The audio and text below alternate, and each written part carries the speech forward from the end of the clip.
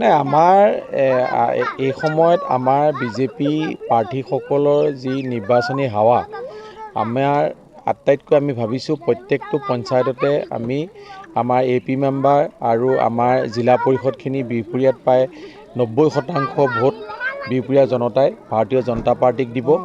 আৰু আমাৰ বিশেষকৈ ভোলাবৰী পঞ্চায়তত আমি আশাবাদী 90% ভোট আমাৰ AP মেম্বাৰে পাব আৰু আমাৰ ইয়াৰ জিলা পৰিষদেও আমাৰ ইয়াত 90 to 95% ভোট পোৱাৰ পূৰ্ণ সম্ভাৱনা আছে যিহেতু মই যোৱা 5 দিন ধৰি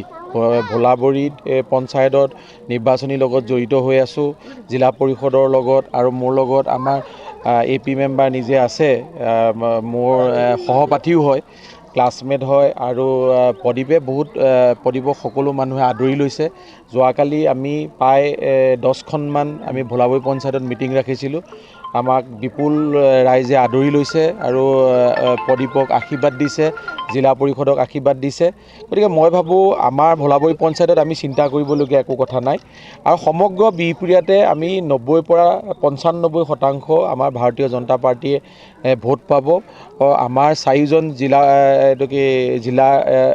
মেম্বাৰ আমাৰ জিকিব জিলা পৰিষদৰ মেম্বাৰ জিকিব আৰু আমাৰ AP মেম্বাৰ গোটেইখিনি মানে মোষ্ট প্ৰবেবলি মানে আমাৰ গোটেইখিনি জিকাৰ পূৰ্ণ সম্ভাৱনা আছে তাত আমি কোনো ডাউট কৰিব নালাগে কাৰণ হিমন্ত বিশ্ব শৰ্মাৰ নেতৃত্বত যি উন্নয়ন হৈছে সেই উন্নয়নৰ ধাৰা বিহপুৰীয়া সমষ্টিত আছে আৰু এই উন্নয়ন এনেধৰণেই হৈছে যাৰ কাৰণে প্ৰত্যেক অঞ্চলতে মই আজি ৰাতিপুৱা আছিলোঁ দক্ষিণ নাৰায়ণপুৰ পঞ্চায়তৰ মই ভিতৰত বঠাখানাত আছিলোঁ বঠাখানা আৰু ইফালে ভৰতপুৰ এইবিলাক অঞ্চলত আছিলোঁ তাত জনতাই কৈছে যে ইয়ালৈ আৰু আহিবলগীয়া কথা নাই প্ৰাৰ্থীয়ে আহিব নালাগে কাৰণ আমাক সকলোৱে আদৰি লৈছে মই ভাবোঁ বিহপুৰীয়াত আমি এটা ভাল মানে জয় পাবলৈ সক্ষম হ'ম আৰু যিটো জয়ে আমাৰ মুখ্যমন্ত্ৰীক আকৰ্ষিত কৰিব বুলি আমাৰ দৃঢ় বিশ্বাস আপোনাৰ কি নাম নমস্কাৰ মোৰ নাম শ্ৰী অৰুণ শইকীয়া কোন পাৰ্টিৰ পৰা উঠিছে মই বৰ্তমান ভোলাবৰী গাঁও পঞ্চায়তৰ 1 নং বুঢ়াবুৰী নিৰ্দলীয় প্ৰাৰ্থী হিচাপে মই প্ৰতিদ্বন্দ্বিতা কৰিছোঁ এনেই জিকাৰ পিছত কি তেনেধৰণৰ কাম কৰিম বুলি ভাবিছে জিকাৰ ধৰণত মই প্ৰথম ভাবিছোঁ আমাৰ এই পিছপৰা অঞ্চলটো কেনেকৈ মই আগবঢ়াই লৈ যাব পাৰোঁ তাৰ ওপৰত মই বিশেষ গুৰুত্ব দিম বুলি ভাবিছোঁ ৰাইজৰ সহযোগিতা কেনেকুৱা ৰাইজৰ সহযোগিতা মোক খুব সুন্দৰ তেখেতসকলে মোৰ দিনে ৰাতিয়ে মোৰ লগতে কষ্ট কৰি আছে গতিকে মই ভাবিছোঁ মই বিনা দ্বিধাই ইয়াৰ পৰা ওলাই যাম বুলি ভাবিছোঁ আপুনি যে প্ৰতিদ্বন্দ্বিতা আগবঢ়াইছে এতিয়া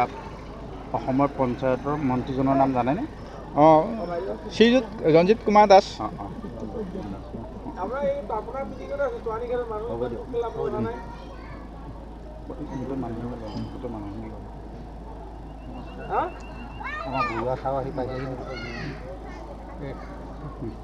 হৈছে ন মই ভাৰতীয় জনতা পাৰ্টীৰ দলৰ প্ৰাৰ্থী ভাৰতীয় জনতা দলৰ পৰা ন ভোলাবৰী পঞ্চায়ত আপোনাৰ এনে ভৱিষ্যত পৰিকল্পনা কি ভৱিষ্যত পৰিকল্পনা হৈছে মোৰ আপোনাৰ আমাৰ বিহপুৰীয়া সমষ্টিৰ ভিতৰত আমাৰ ভোলাবৰী গাঁও পঞ্চায়তখন এখন আদৰ্শ আৰু উন্নতমানৰ গাঁও পঞ্চায়ত হিচাপে মই স্বীকৃতি দিম বুলি মই দৃঢ় সংকল্পবদ্ধ হৈ মই আজি দলৰ কাৰণে দেহে কাম কৰি আছোঁ আৰু কাম কৰি যাম বুলি মই আশা ৰাখিছোঁ উন্নয়নমূলক ক্ষেত্ৰত আমাৰ ৰাস্তা ঘাই পদূলি সমস্যাটো কিছু আছে কাৰণ আমাৰ ভোলাবৰী গাঁও পঞ্চায়তখন